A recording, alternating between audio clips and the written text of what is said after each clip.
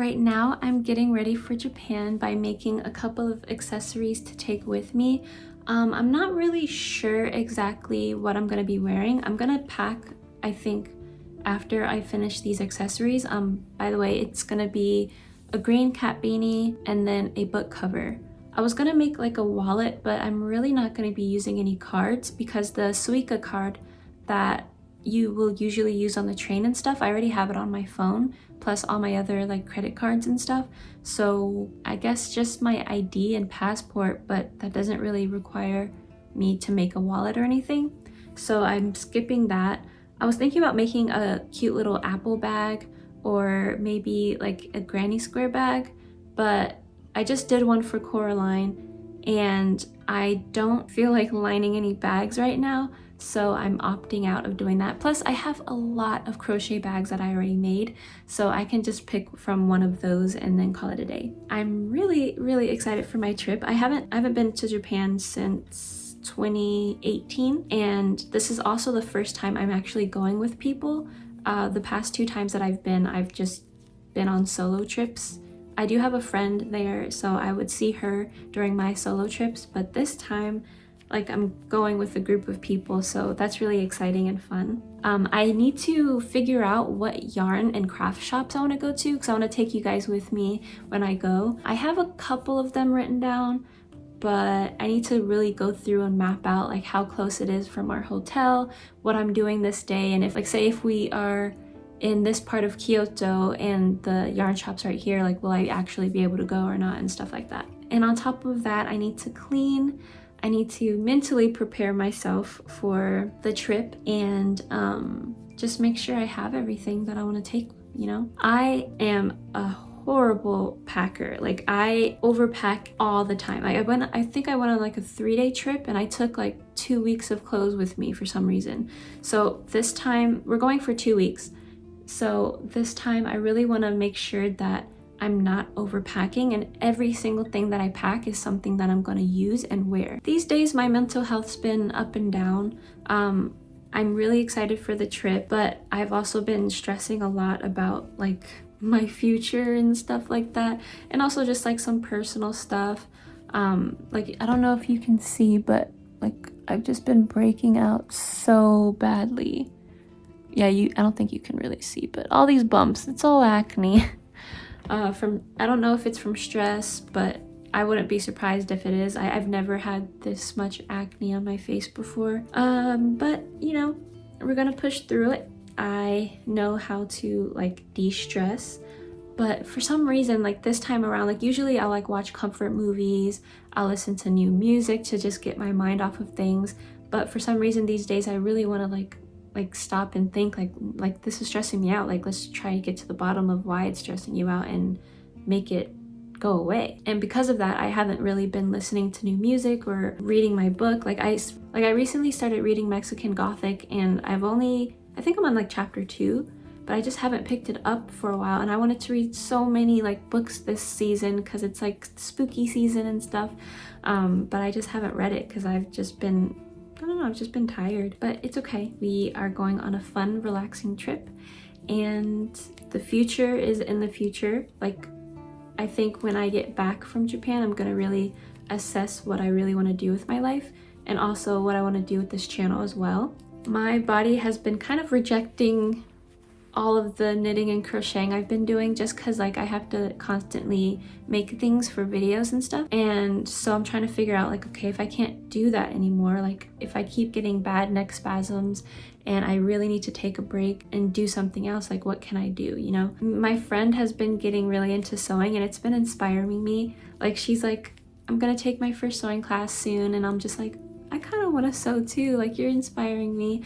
So I think it might be officially time to start sewing and everything. I know I want to make like a tiered skirt. I think that would be really cute, but besides that, I have no idea what I want to make. I would like to do some more mixed media animation. I don't know if it's called animation. Like, if you watched my Everything I Crocheted in 2023, the intro for that took a full week to do, but it was really fun and I loved the result, and I just want to make cool animations and things. I was also thinking like maybe it's time for me to get more into drawing, and I don't know, I just want to be creative. Like I don't want to limit myself to just making fiber arts, but even then I'm doing fiber arts, but then I'm doing a small portion of it because there's also tapestry weaving, there's punch needling.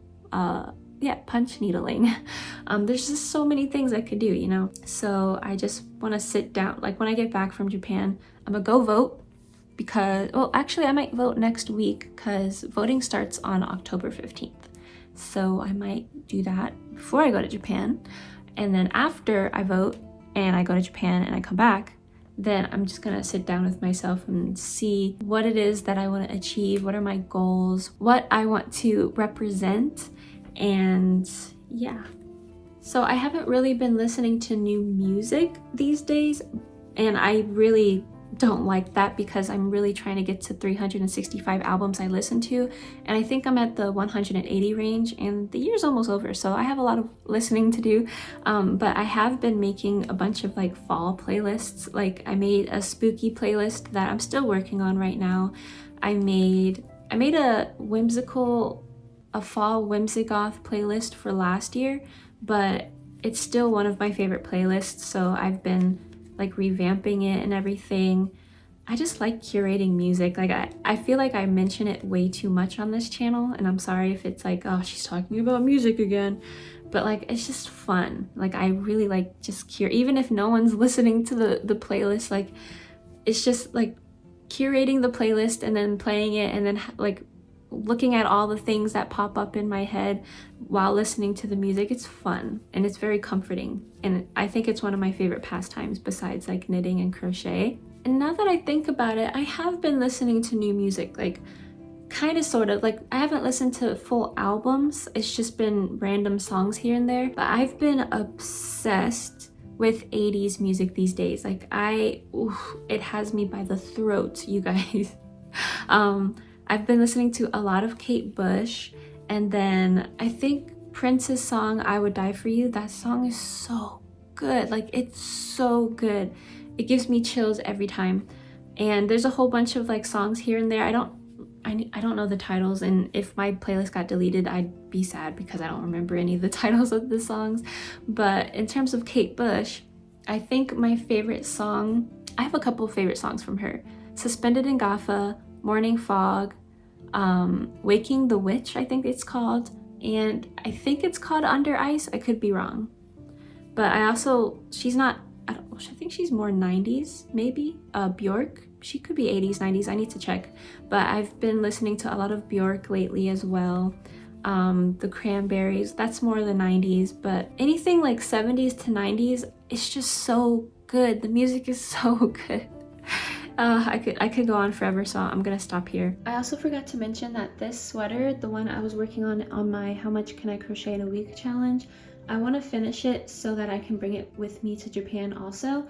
But the only thing is like the swirl pattern, I was really trying hard to design it on Stitch Fiddle, but me and designs for crochet and knitting is just really hard, so I really rely on Pinterest for different grid patterns, and I have a hard time making grid patterns on my own. It sucks, but it's true. Like for some reason the swirl just wasn't looking right. I might try again today after I finish my hats and my book cover, but again it's just like hard. So I'm thinking if I can't do the swirl, I'm trying to figure out what other shape I can do right here. I don't know, but I'll figure it out. Maybe I just do a giant mushroom or something. I told myself that while I worked on my hat, I was gonna watch Chainsaw Man or Over the Garden Wall, but instead I ended up watching gameplay for Alice Madness Returns on YouTube. It's a game I used to play when I was younger, and it's another thing that's been inspiring me lately, but also has given me more clarity into what style of art I love. If you combine Madoka Magica, Whimsigoth, Alice Madness Returns, a series of unfortunate events, Mirror Mask, Coraline, and the way way the music from Florence and the Machine and Bjork makes you feel, all into one. I think that's my style. Not just in fashion, but the art and music that follows along with those particular things. Just watching this gameplay made me think of all these things and made me want to pursue learning how to draw.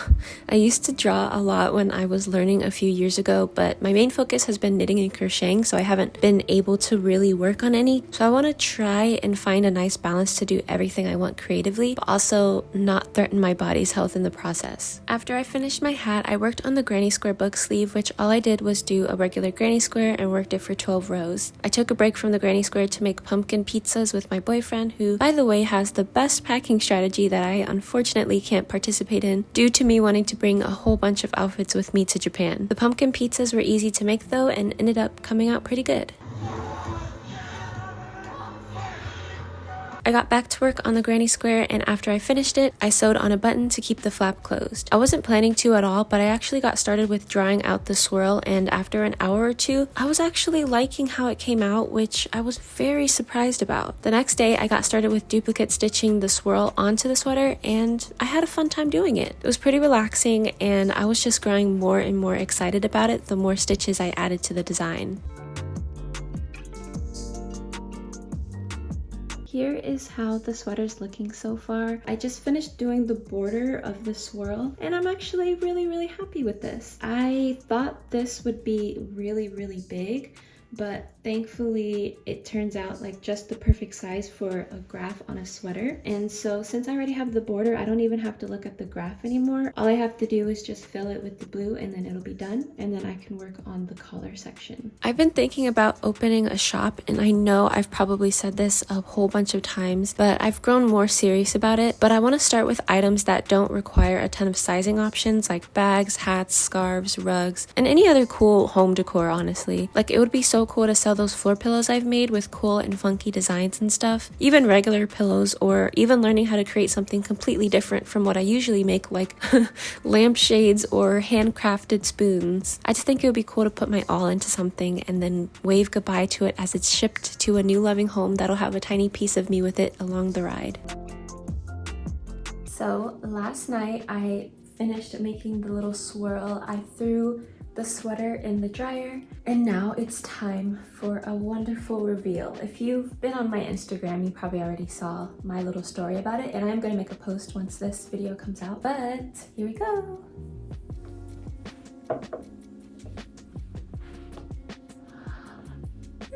Like, you guys, this came out so cute. This is probably my favorite sweater I've ever made.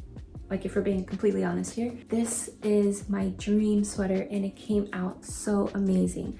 I'm gonna try it on in a second, but like, I wanted to show off my mannequin. I've wanted a mannequin for so long, and this was pretty expensive. This was like, I think $60, and I was like, it was on my wish list for a while, but I finally got it.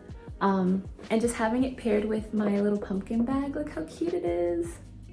And my little swirl necklace, like, I'm supposed to be wearing that now, but she has it for now because, you know, her outfit needs it. I'm just really happy because I was about to give up on this sweater. Like, when I started the body for my how much can I crochet video, I really wanted to do the swirl, and I was designing it, but it was just really ugly. It wasn't giving a swirl that I wanted to put on a sweater. And so, like I said earlier in this video, I was thinking about doing like a star or a different shape, but then I was like, I made this sweater to have it be a swirl, so I went ahead and tried again, and I spent like about an hour or two on it, and for some reason it came out a lot better. So I'm really happy that I didn't give up on it, and I just attempted again. Like, I took a step back from it for a couple of weeks and then came back, and it's nice. It's not like exactly like the swirl from the original sweater, but I'm not mad at all about that because this is my unique little swirl. You know, I made this swirl. I finally didn't use anyone else's grid pattern. I made my own, and I'm proud of it. And here is me wearing it. I'm gonna move, do it this way. And also here's the little bag. I know you can't see the full body because I really don't know where to put the camera so you can see it, but I don't know if this helps. It's so soft, you guys. I'm gonna link the yarn that I used, and I'm gonna put my pattern on Pinterest so anybody can use it if they want to. Also, if you're thinking of like, oh, I want to make this sweater but I don't know how, there's like 2 different videos that I have that can show you how to make it. You can use my knitting guide if you've never knitted before. I promise you, you will learn how to knit with this guide. Like, I feel like I got almost all the information you need to start knitting in there, so hopefully that helps. And then my how to knit a sweater guide, it teaches you how to actually make the sweater with any measurements that you want. And then at the end, I show you how to do duplicate stitching. It's for this sweater, by the way, that I didn't do a great job on it, but it still teaches you the technique, and that's the exact same technique that I use on this one, which looks amazing, you know? So if you want to make a sweater like this, you can just use those 2, and then if you want, you can use like a picture of this for reference. I'm going to put the measurements of this sweater right here so you can see how long the sleeves are, how long the body is, and everything. And also for reference, for the collar, I did 4 rows of ribbing first, and then 4 rows of stockinette stitch so that it curls like this. And then I didn't do any ribbing at all on the ends of the body or the sleeves. So it's just stockinette stitch the entire way through, except for the collar. To get started with my packing, I played a little dress-up game all day and just saw how many ways I could style the different clothing items I had. Of course, I started with my swirl sweater, and I concluded that it fits almost everything I paired it with. I eventually moved on to my other clothes that I usually don't wear, but I really wanted to choose outfits that were fun and unique, so I started throwing random pieces together that I was surprised with how I actually liked them. Some of the ones I like aren't coming with me to Japan though, since the weather seems to be on the warmer side, but I'm glad that I now have new outfits to wear without even having to buy any new clothes. Some of my favorite outfits were these that were styled with this romper from Urban Outfitters. I think I look like a toad on the one to the right. I also love how my swirl sweater fits perfectly with my maxi skirt. I really want to take the skirt with me to Japan so bad, but it just takes up way too much space in my luggage, so I'm not too sure about it yet. I also love any outfit I pair with these pants from Ragged Priest. These are my favorite pants of all time, and I'm probably going to be wearing these the majority of my trip. After choosing my favorite outfits, I separated them into little packing cubes, which I'm probably going to repack if I'm being honest, since I had a hard time closing them. But for the most part, with everything packed and ready to go, including my 2 books that my new book sleeve will be carrying, I had everything I needed ready to go. And with that said, I'll see you in Japan.